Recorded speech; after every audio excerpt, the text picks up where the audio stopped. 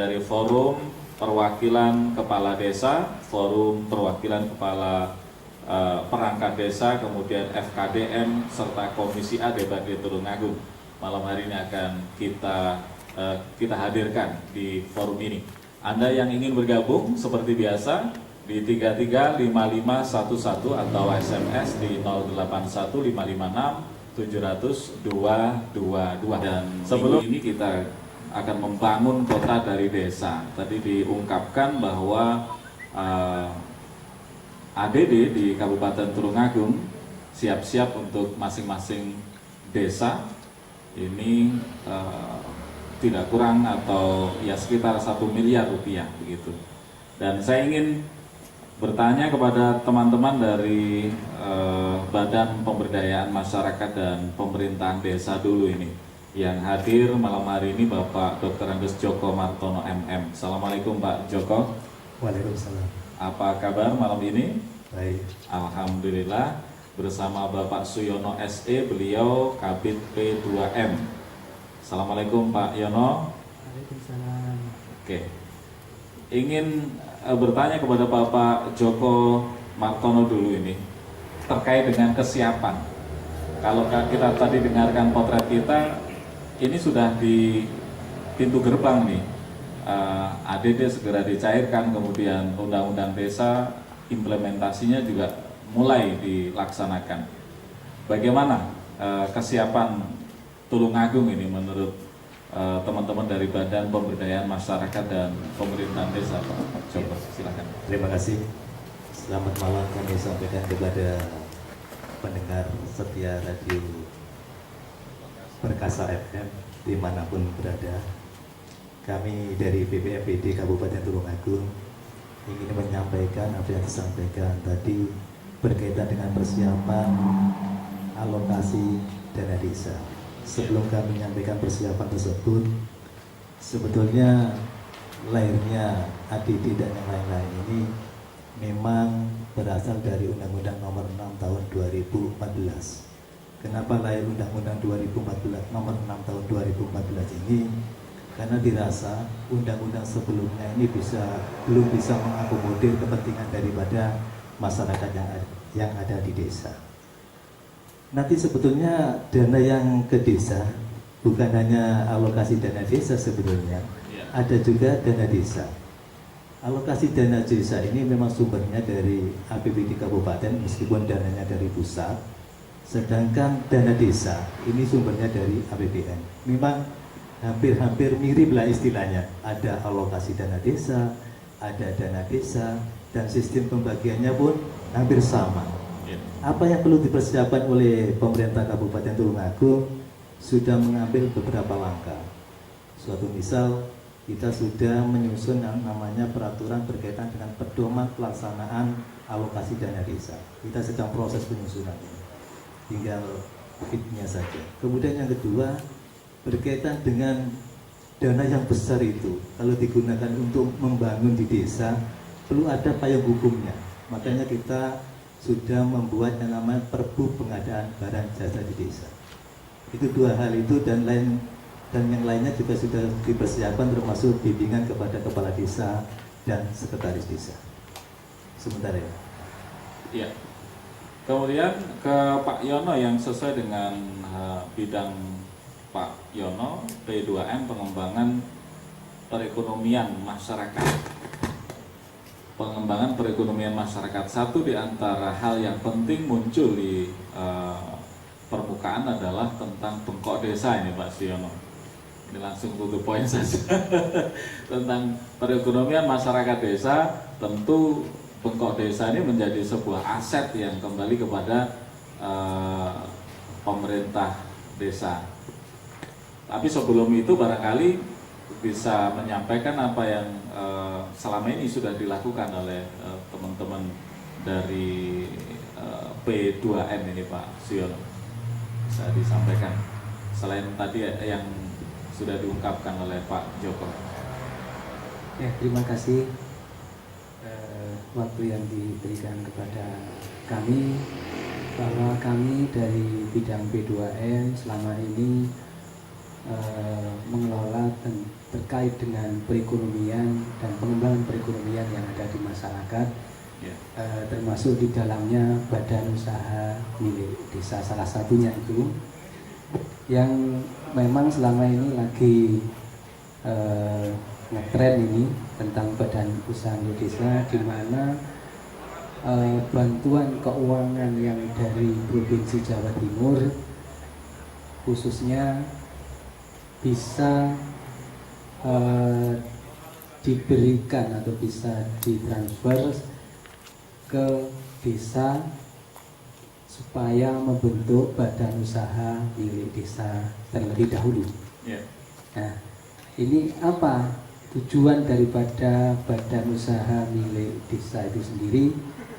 Pendiriannya yaitu antara lain meningkatkan perekonomian desa, mengoptimalkan aset desa agar bermanfaat untuk kesejahteraan desa, meningkatkan usaha masyarakat dalam pengelolaan potensi ekonomi desa, mengembangkan rencana kerjasama usaha antar desa atau dengan pihak ketiga, menciptakan peluang dan jaringan pasar Ya. yang mendukung kebutuhan layanan umum warga, membuka lapangan kerja, meningkatkan kesejahteraan masyarakat melalui perbaikan pelayanan umum, pertumbuhan dan pemerataan desa, dan meningkatkan pendapatan masyarakat desa dan pendapatan asli yang ada di Di desa. desa. Intinya adalah pemberdayaan perekonomian masyarakat di desa. Betul. Sejauh mana ini sudah dipersiapkan, Pak? Apakah di masing-masing desa ini sudah dilakukan mungkin BIMTEK tentang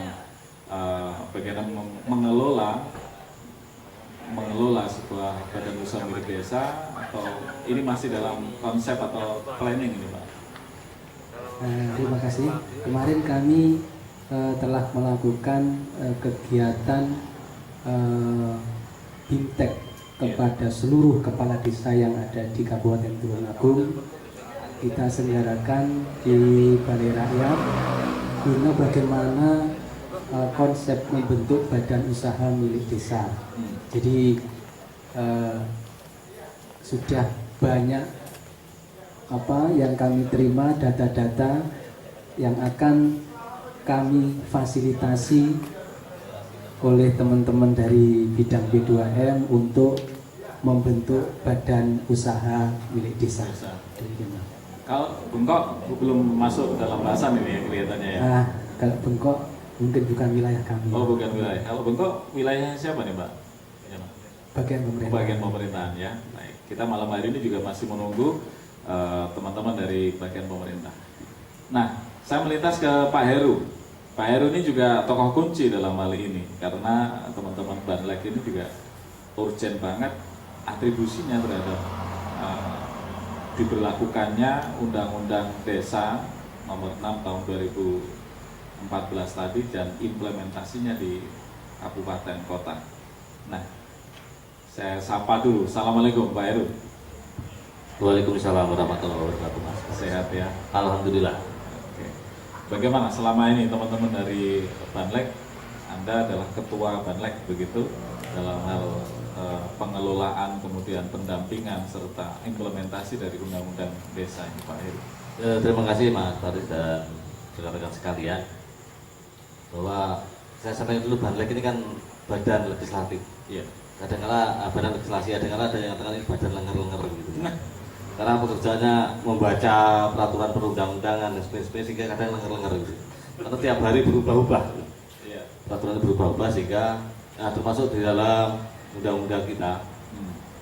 Sekarang ini ada paket yang dipisah, itu ada Undang-Undang Nomor 23 2015 tentang pemerintahan daerah sendiri sekarang, lalu Undang-Undang Desa sendiri, itu Undang-Undang Nomor 6 2014 ini, lalu ada sekarang ada Undang-Undang pemilihan kepala daerah juga yang itu satu paket, itu sekarang dipisah-pisah gitu. Sehingga otomatis di daerah ini juga harus mengikuti itu, apalagi ini sangat penting khususnya masalah Undang-Undang Desa ini berkaitan juga dengan masalah penguatan bahwa otonomi itu sekarang tidak hanya di kabupaten, tapi sudah betul-betul real masuk ke desa, sehingga desa ini diberi kepercayaan oleh pemerintah secara penuh untuk mengelola keuangannya. Jadi sehingga ada dua sumber keuangan, ada ADD ini dari APBD kita yang 10% itu dan 115 miliar sekian. Ini kalau dibagi 257 desa, kalau kelurahan kan tidak ADD, namanya beda lagi. Jadi 257 desa ini sehingga masing-masing desa rata-rata dapat 500-an, kira-kira begitu. Ini secara umum ya. Belum lagi namanya dana desa yang ini langsung dari APBN. Rumusnya ADD tadi bagaimana Pak Heru? Sebenarnya itu 10% dari APBD kita setelah dikurangi DAK gitu kan. Itu artinya menjadi 10%-nya untuk ADD. Yeah. Sehingga yang dulu ADD kita tuh sebelum 2015 itu hanya 28 miliar kira-kira gitu Pak. Itu sekarang naiknya udah 100 miliar lebih, itu naiknya luar biasa karena rumusnya berubah tadi. Rumusnya berubah. Sehingga belum lagi tadi saya katakan dana desa ADD yang dari APBN yang Pak Jokowi mengatakan sampai 2019 nanti bisa sampai 1,4 miliar itu. Kita tidak tahu nanti kira-kira turunnya berapa gitu Pak ya untuk 2015 pada catur bulan pertama ini kira-kira. Syukur nanti turunnya bisa 400-an kira-kira gitu, sehingga kalau dengan 500 dana ADD itu menjadi 900-an yang di luar desa rata-rata. Sehingga kalau digabungkan untuk desa-desa tertentu bisa 1 miliar lebih kira-kira gitu Pak ya. Ini kalau digabungkan cara kasar. Sehingga desa ini diberi kepercayaan untuk mengelola itu. Tentunya dengan banyak item di sana ada hal-hal yang harus dilakukan dengan dana sebesar itu. Nah sekarang jadi tarik ulur itu kan masalah siltap. Siltap itu penghasilan tetap gitu ya Pak Joko ya. Yeah. Untuk penghasilan perangkat. Karena di PP 43 2014 sudah diatur sebetulnya kalau ADD-nya 500 juta itu maka sekian persennya untuk siltap. Di atas 700 itu ada pasalnya, nanti bisa dibaca di PP 43 itu. Ya. Jadi sudah ada aturan baku, tapi itu kata-katanya maksimal. Kalau nanti diambil maksimal semuanya, dana ADD yang besar pun di desa juga akan habis untuk siltap semua. Nah, ini sekarang ditarik ulur itu sampai sekarang. Apalagi termasuk yang tanah bengkok tadi yang jadi masalah, ya tarik ulurnya sangat kencang sekali. Sekarang Tumaku juga belum selesai gitu. Ya. Nah di siang ini masih ada, kalau tidak salah, ada pertemuan antara asosiasi kepala desa dan perangkat itu dengan pemerintahan. Pak Sekda juga tadi pertemuannya termasuk dari BPN. Baru siang tadi. Siang di jam 1. Dan sampai sekarang juga belum jelas juga, kita membuat surat kepada kementerian untuk minta benar-benar dan sebagainya. Karena sudah menyangkut urusan uang ini kan agak rawan begitu. Nah itu tapi yang penting sekalian yang kita ingat bahwa sebetulnya pemerintah sekarang memberi kepercayaan pada desa. Kalau dulu otonomi hanya di tingkat kabupaten, yang real sekarang sudah ke desa real betul. Dia mengelola keuangan sendiri, kekayaan sendiri sebenarnya untuk penguatan dan kesejahteraan masyarakat di desa. Sebetulnya itu kuncinya. Oke Pak Heru, pertanyaan berikutnya adalah bagaimana sebenarnya kesiapan di lapangan terkait dengan desa ini sebenarnya dikasih undang-undang desa ini sudah siap belum perangkatnya, kemudian elemen-elemen yang ada di bawahnya. Tapi sebelum dijawab, monggo kopinya yang sudah ada ini diseruput dulu, dinikmati di warung Kopi Plus Plus sambil menikmati mesem guyu. Silakan, Hera Kusuma.